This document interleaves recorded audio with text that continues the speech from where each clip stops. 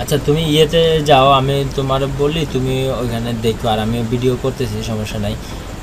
সর্বপ্রথম ওইখানে প্রোডাক্টের থেকে ক্যাটাগরিতে, হ্যাঁ প্রোডাক্টের এখানে ক্যাটাগরি জাস্ট আমি একটা বানাইলাম। তুমি কিসের ওইতে ক্যাটাগরি বানাবা? সাপোজ একটা বানাই, যে কোনো একটা, হ্যাঁ সেকেন্ড হ্যান্ড।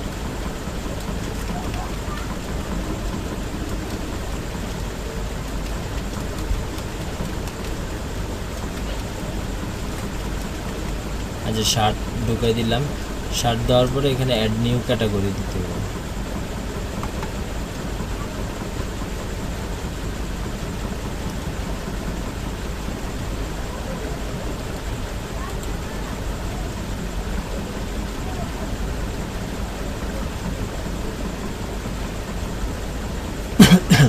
এখানে এই যে দেখো, তুমি যখন একটা কোনো ইয়ে বানাই, আমরা ক্যাটাগরি বানাই, ঠিক আছে, ওই ক্যাটাগরির নামটা, যেমন আমি শার্ট বানাইছি, ওই তুমি রিফ্রেশ করলে দেখতে পারবা ক্যাটাগরির মধ্যে এখানে শার্ট চলে আসছে। তো শার্টের ভিতরে ভিউতে যখন আমি ক্লিক করবো, তখন একটা ট্যাব নিয়ে ভিউটাতে ওপেন হয় কিন্তু, ঠিক আছে। ওই ভিউতে ওপেন হইলে উপরের যেই, হ্যাঁ নতুন একটা ট্যাবে আমি ওপেন করছি, বা নতুন ট্যাবে না, আমি মানে নিউ ট্যাব নিয়ে ওপেন করছি আর কি। আর ভিউতে ক্লিক করলে মূলত ওই ট্যাবে তোমার ওপেন হইব আর কি। তো এখান থেকে আমার যেটা দরকার সেটা হচ্ছে ইয়েটা, লিঙ্কটা, উপরে যে ইউআরএল মধ্যে একটা লিঙ্ক আছে না, ওই লিঙ্কটা আমার দরকার জাস্ট। তারপরে ওই লিঙ্কটারে দিয়ে আমি কি করবো, যখন অ্যাপিয়ারেন্সে এই মেনুতে যাবো,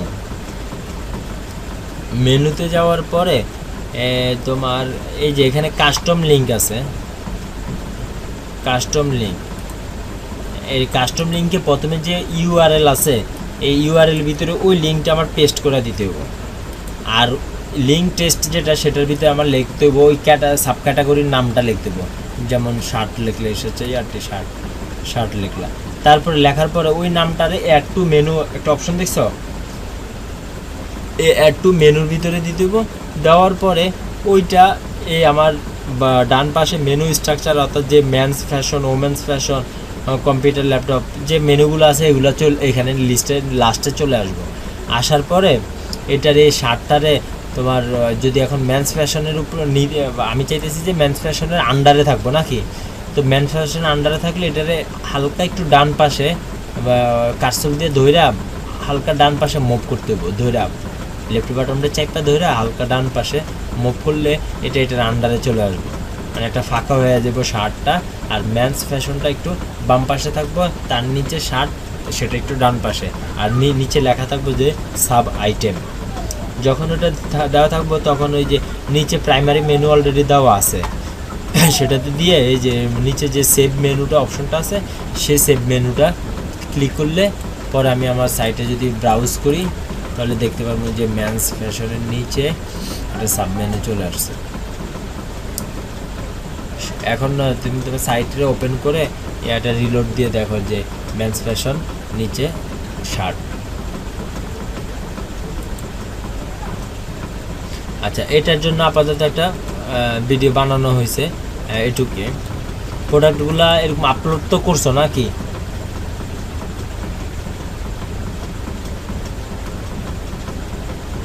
হ্যাঁ এগুলো সবগুলো ওকে হইলে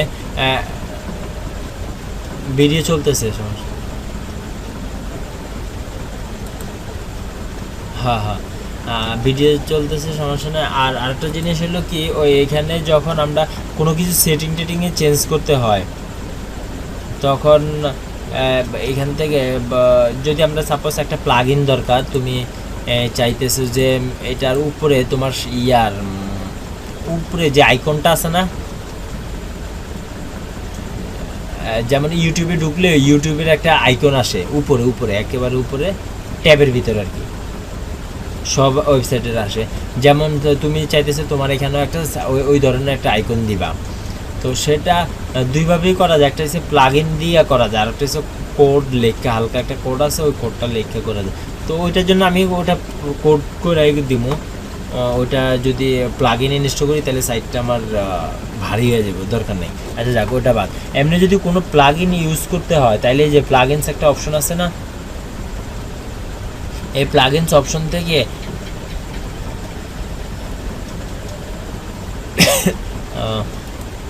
আচ্ছা, আরেকটা জিনিস হলো কি, ওই যে আমরা যে কোনো প্রোডাক্টস যখন অ্যাড করি, ওইখানে যে শিপিংয়ের যে প্রাইসটা আছে, সেটা যদি চেঞ্জ করতে চাও তাহলে সেটা হচ্ছে প্রোডাক্টের এই কমার্সের থেকে সেটিংয়ে যেতে হবে। এটা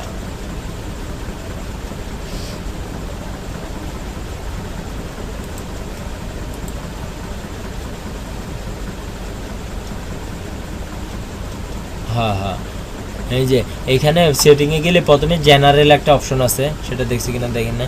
তো সেখানে এই যে অনেকগুলো অপশন আছে, বেজ লোকেশন, তারপরে selling location, shipping location, shipping তুমি কোন জায়গায় শিপ করতে চাও বা এই ধরনের কিছু। তো আমাদের যেটা মেন আলোচ্য বিষয়, স্টোর নোটিশ যদি অ্যানাবল দেখাতে চাও, এখানে স্টোরের একটা নোটিশ আছে, সেটা ওই সাইটে ওইখানে দেখাইতে চাইলে এখানে অ্যানাবল করে দিতে হবে আর কি। আর কারেন্সি তো আমাদের টাকা, সেহেতু এখানে টাকাই থাকবো, এটা কোনো চেঞ্জ নেই। আর মূলত প্রোডাক্টস, এরপর আছে প্রোডাক্টসে এখানেও চেঞ্জ করার মতো কিছু নেই, এগুলো হচ্ছে কিলোগ্রাম, ইঞ্চি। আর মেন হচ্ছে শিপিং, যেটা সেটা হচ্ছে শিপিংয়ে আছে। হ্যাঁ, এই যে এখানে শিপিংয়ের ভিতরে একটা আছে, যে শিপিংয়ে যখন আমি ক্লিক করছি প্রথমে আছে এভরি হায়ার, এটা হচ্ছে local pick up out of Dhaka. তো এটার ভিতরে যখন ইডিটে ক্লিক করবো, আমি ইডিটে ক্লিক করছি, আর দুইটা অপশন, অনেকগুলো অপশন আসছে। এই যে একটা হচ্ছে লোকাল শিপিং মেথড টাইটেল, একটা হচ্ছে লোকাল পিক আপ, আর একটা হচ্ছে আউট অফ ঢাকা। তো লোকাল পিক আপ এখানে নাম যদি চেঞ্জ করতে চাও, এখানে এডিটে ক্লিক করলে যে নাম আছে লোকাল পিক আপ চেঞ্জ করতে পারো। তারপরে যদি এটা ট্যাক্স স্ট্যাটাস যদি হয়, যদি ট্যাক্স নেওয়ার মতো হয় তাহলে ট্যাক্সেবল, আর নয়তো না।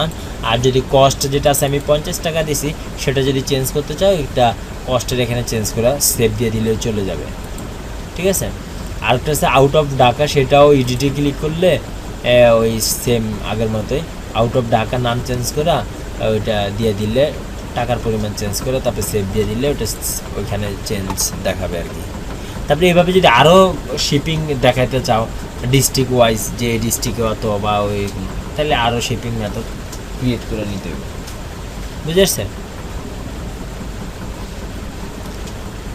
তো এরকম আর যেহেতু প্রোডাক্ট একটা আপলোড করছোই, সেহেতু আশা করি আর তেমন সমস্যা নাই। আর রিপোর্ট তো দেখছি, আর যদি কমার্সের অর্ডারসে যখন ক্লিক করবা বা একটা অর্ডার যখন পড়বো, তুমি তো সাইটে তো অল টাইম এটা রিফ্রেশে থাকতে হবো।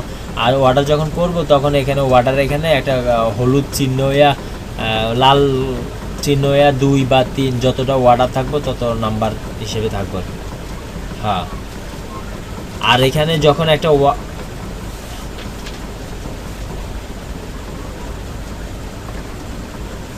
হোমের সাথে, কোন হোমের সাথে,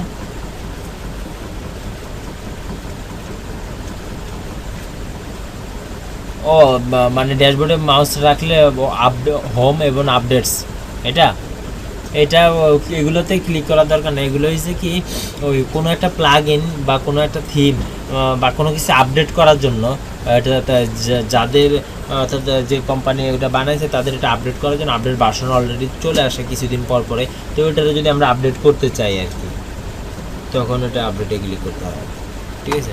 আর এখানে আমি আরেকটা জিনিস দেখাইতে নিয়েছিলাম, অর্ডারসে যখন আমরা ক্লিক করবো তখন এই যে অ্যাকশনের একটা ব্যাপার আছে এখানে, যখন একটা অর্ডার কমপ্লিট হয়ে যাবে, ডেলিভারি ওকে, তখন এখানে কমপ্লিটে ক্লিক করলে এটা কমপ্লিট হয়ে যাবে আর কি, ঠিক আছে।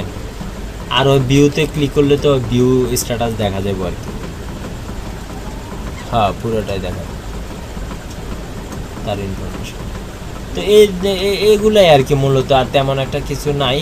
আর বাকিটা ইউজ করতে থাকলে তখন প্রবলেম আসবেই, তখন ওটা সলভ হইবই।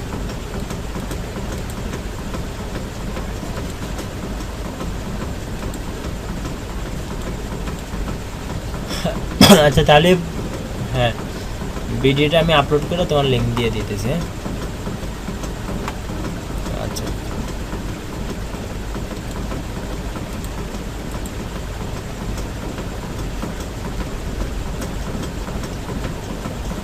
থিম এটা এভাবেই চলে, এটাই ভালো লাগছিল বা কিছু কোনো জায়গায় যদি কোনো কিছু যদি চেঞ্জ কিছু করা লাগে তখন আমার সেটা বলিও, আমি হ্যাঁ এটা এভাবেই চলবে, এটা সমস্যা হবে না। না এই ধরনের কোনো ঝামেলা না। এখন ওই যে ওই দিন যেমন একটা প্রবলেম হয়েছিল,